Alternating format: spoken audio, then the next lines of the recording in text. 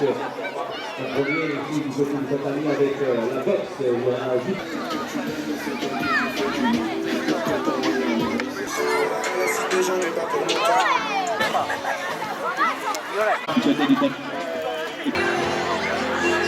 L'événement cette année, encore une fois sur la commune, on a essayé de faire vraiment de donner à la population de Vescovato vraiment quelques spectacles, quelques activités cet été. On a essayé de faire le maximum.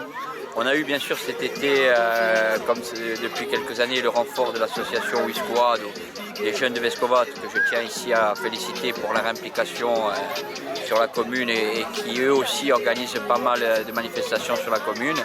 Donc on peut dire que cet été, oui en effet, on a été riche en manifestations et en manifestations, je dirais, de qualité. Alors bien entendu, vous le savez, vraiment notre leitmotiv, c'est vraiment de donner aux gamins le mieux et je dirais ce qui se fait de mieux. Donc bien entendu on essaye de générer des opérations de ce type pour que justement les gamins puissent participer au sport, pour qu'ils puissent voir le sport qui leur convient le mieux et pour toutes les associations, puisque comme vous le savez, ici on peut faire du sport de 7 à 77 ans, voire plus.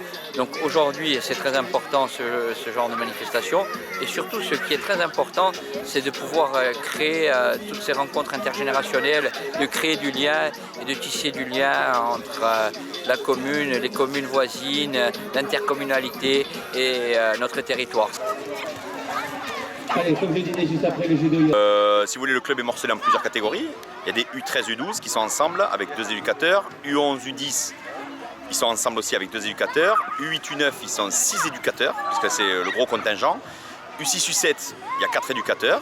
Et ensuite, il y a la section Babies qui a été créée, qui a été remise en route cette année et dont le contingent est de 11 enfants avec 2 éducateurs aussi. C'est-à-dire qu'on essaie de garder le cachet club de village, convivialité, chaleur humaine, ça c'est le mot d'ordre du président, tout en instaurant une pointe d'élitisme. Voilà. Donc si vous voulez, on a créé une cellule de perfectionnement pour les meilleurs. C'est-à-dire que les meilleurs, suivant leur tranche d'âge, ils s'entraînent une fois de plus que les autres. Voilà. On essaye de faire parler la casinque dans le bon sens, le sens convivial, tout en travaillant vers le perfectionnement technique. Alors on a 32 licenciés seniors et on a une dizaine de licenciés cadettes. Donc cadettes c'est de 15 à 18 ans. Et vous avez un championnat qui existe aujourd'hui encore? Alors, pour les seniors, on fait championnat de France de Fédéral 2 depuis quelques années. On a fini quart de finaliste l'année dernière. Et les cadettes ont créé la section cette année, donc on espère d'ici janvier les engager en compétition. Oui, c'est beaucoup plus assidu et beaucoup plus appliqué une fille qu'un garçon. C'est pas le même sport. Le garçon, on est plus dans le combat, plus dans l'affectif. Les filles, on va être plus dans l'évitement, plus dans la construction du jeu. Il y a tous les niveaux, hein. Nous à notre niveau en Fédéral 2 ça commence quand même à jouer au rugby, c'est quand même pas mal. Après il y a un peu tous les niveaux, il y a de la place pour les débutantes. Nous, cette année on a 5 débutantes. L'avantage avec les filles c'est qu'elles rattrapent très vite le niveau et elles arrivent à participer avec les autres. On a gagné l'accession en Fédéral 1 l'année dernière, qui est quand même le 3e niveau national, on l'a refusé. Voilà, parce que non, c'est même pas une histoire de finances, simplement que sportivement ça demandait déjà de faire des longs déplacements qui pourraient durer 2 jours pour la plupart. Donc les femmes, il y a des mamans, voilà, c'est un peu plus compliqué, des étudiantes.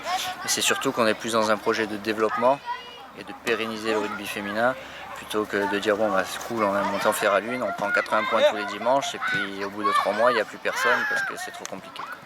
Donc voilà, on a fait le choix de refuser la montée et de rester dans un axe de développement et cette année avec les jeunes, en espérant réussir à récupérer un maximum de filles de 15-18 ans.